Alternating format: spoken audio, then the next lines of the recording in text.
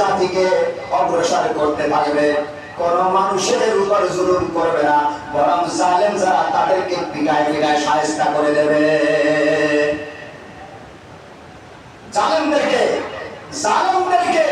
জুলুম থেকে বিচ্যুত করতে হবে, যে যাও তারা জুলুম আর না করতে পারে। এই শিক্ষা তাদেরকে দেওয়ার জন্য আল্লাহ পাক বলেছেন।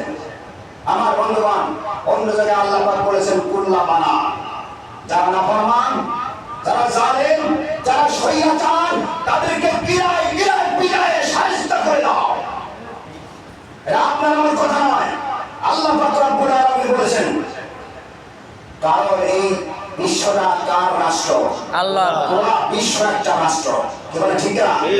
পুরো বিশ্ব ভূমণ্ডল এটি একটি রাষ্ট্র।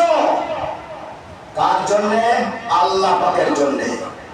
আর আমরা সামান্য ছোটখাটো একটা রাষ্ট্রের ক্ষমতায় যাওয়ার পরে আমরা কিছু বুঝতে পাই না, কিছু তাল পাই না, মনে হয় যেন আসমানে চলে গেছে।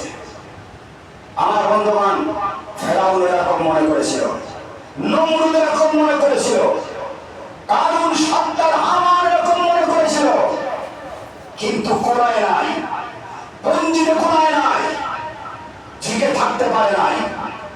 আল্লাহ পাকের ক্ষমতার সামনে বিশ্বের কোন ক্ষমতা টিকে থাকা সম্ভব নয়, কি বলে ঠিক কিনা? দুনিয়ার সমস্ত ক্ষমতা যদি ঐক্যবদ্ধ হয়ে আল্লাহ পাকের ক্ষমতার বিরুদ্ধে অংশগ্রহণ করতে চায়, সেই ক্ষমতা সম্পূর্ণ নিশ্চিত হয়ে যাবে, হীন হয়ে যাবে, ধ্বংস হয়ে যাবে, চূর্ণ বিচূর্ণ হয়ে যাবে, মসনদ একটাও টিকে থাকবে না। আল্লাহ পাকের সিদ্ধান্ত বাস্তবায়ন হবে। আমার বন্ধুগণ, এজন্য আপনাকে আমাকে সোচ্চার হতে হবে, আপনাকে আমাকে সোচ্চার হতে হবে। আল্লাহ পাক রব্বুল আলামিন বলেছেন, এই নয় কাজ শুরু কল্যাণের দিকে আহ্বান করে ক্ষান্ত নয়।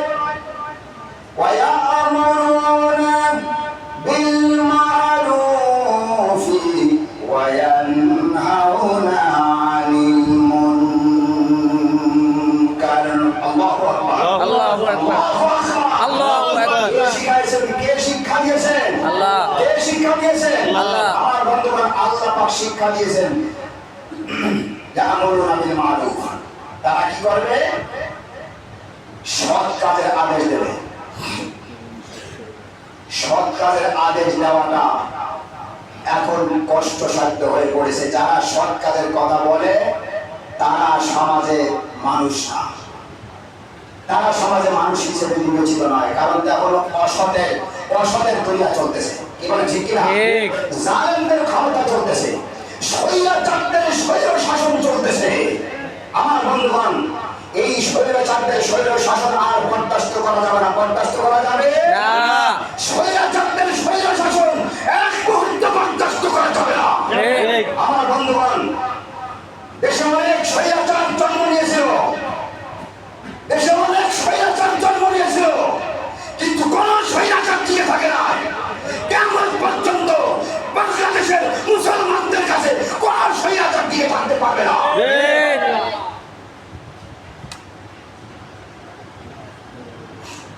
আমার বন্ধুগণ, আজকে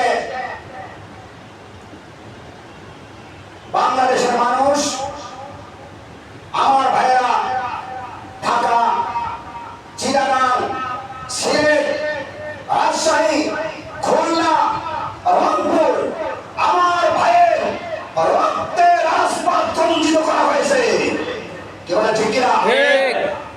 যে সমস্ত ছাত্র ভাইয়েরা, যেসব ছাত্র ভাইয়েরা আমার দেশের কলিজার টুকরা, যে আন্দোলন নেমেছিল, এই আন্দোলন ছিল যৌক্তিক আন্দোলন, কি বলে ঠিক? এই আন্দোলন অযৌক্তিক নয়, যৌক্তিক আন্দোলন। আর এর বিরুদ্ধে যারা কথা বলেছে তাদের কথাই সম্পূর্ণ অযৌক্তিক কথা।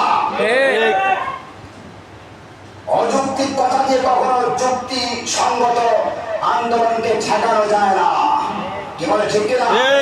আমার বন্ধুগণ, কাজে আমরা ছাত্র আন্দোলনের সাথে, ছাত্র ভাইদের সাথে একত্রিত ঘোষণা করলাম, রাজি আছি আমরা ইনশাআল্লাহ।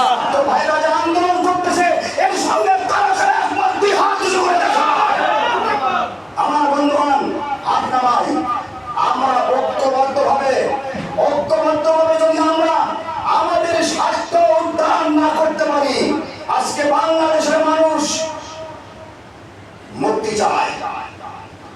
বাংলাদেশের মানুষ আজকে স্বাধীনতা চায়। বাংলাদেশের মানুষ আজকে অধিকার আদায় করে আন্দোলনে নেমেছে। বাংলাদেশের মানুষের অধিকার ধ্বংস করে দিয়ে পেটাত্তা যারা আছে